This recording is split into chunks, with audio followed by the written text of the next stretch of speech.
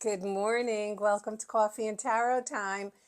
Happy Wednesday. I'm probably not going to be here tomorrow, which is Thanksgiving, but I am spending it with family. But I will be back on Friday. I thank all my new subscribers for subscribing. I hope you enjoy this channel. It's a little bit different than the one I do, different readings than the one I do on my other platforms. If you go to my Linktree, you'll see all my other platforms. I am all over the place. Don't let me tell you how. So, how do I feel about spreads? Okay. I don't do particular spreads. Not throwing shade on any other reader who does them, but I just don't. I always felt they boxed you in. Because what if you're doing, let me give you an example. So when you do a spread, there's usually a past, present. They have all different sections, right? So what if you're reading for someone and something shows up in past and you start telling that person, well, this is the past, blah, blah, blah. And they're like, no, that's happening now. So I think that it boxes you in. So the way I like to read is I just call it down and dirty. I throw it out and we read the cards. And you know what? Good, bad, or otherwise. And it doesn't block us in, and it's just a better reading. So I don't know what today, I never know what my readings are about because they're just thrown out there. And I don't really plan anything until afterwards when, the cards come out. So using my Morgan Greer, I've been using her lately. Using her. Queen of Wands. Who doesn't like a little Queen of Wands? Is it time for you to work on getting your mojo back? Okay. Let's face it, the Queen of Wands is somebody who likes to put themselves out there. Isn't really afraid of taking chances. And let me explain to you how Queen of Wands came about. I've had this title for about, 40 years. And when 40 years ago, I took a master class with this wonderful, gifted tarot card reader. And she was just this amazing woman. She was a costume designer for Broadway plays. And she just was this amazing person. And I am a Pisces, so normally you would say I'm a Queen of Cups. And I'll never forget, we were doing that one day in class, and I said, yeah, I'm a Queen of Cups. She goes, no, you're not, my dear. She said, please. She goes, you're not a Queen of Cups. You're a Queen of Wands. And, and there she was bored.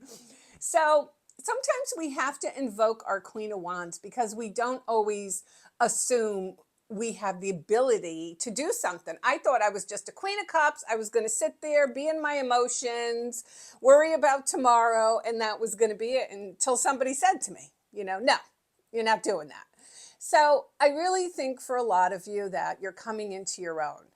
You've kind of been through maybe the dark night of the soul or just some things that kind of pushed you to realize the importance of you. And that's what you have to realize, the importance of you. And I also get with the Sun card, which I love the Sun card. Look at all the yellow, okay? Yellow is a very happy color. So the Sun card is a card of Leo.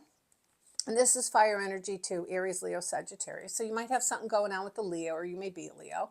But it tells us that you're feeling relief. You have this relief that's coming your way because the Sun is the happiest card in the deck. So if you're ever watching a reading, because I know everybody watches a ton of readings, and the Sun card shows up, know that it's the happiest. It cancels out everything. Okay, it cancels out everything. So I feel as you become more of this, you're gonna get this. Okay. And it's just a matter of you coming out of your limitations, okay? You have to realize that we ourselves, myself included, I always thought I was a Queen of Cups, set our own limitations. And I feel for a lot of you that when you start realizing this, you're going to see a lot of things change in your life.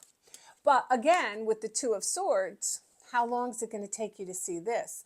Because I feel when you don't in the physical see something changing, you just assume it's going to be dark, gray, and gloomy, okay? You just assume. But when you take the blindfold off, you end up seeing things that you've never seen before. You know, I always say we digest things as we're meant to digest them. Okay?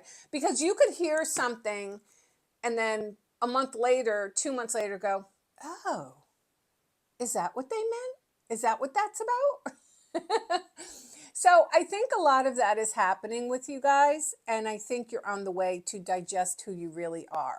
I think you've done the work. I think you've grown. I do think tarot card readings help. They help you grow. Maybe not every reading is for everybody, but there's definitely something you could take away from it. So today's reading is going to be about your growth. You have the ability to do it.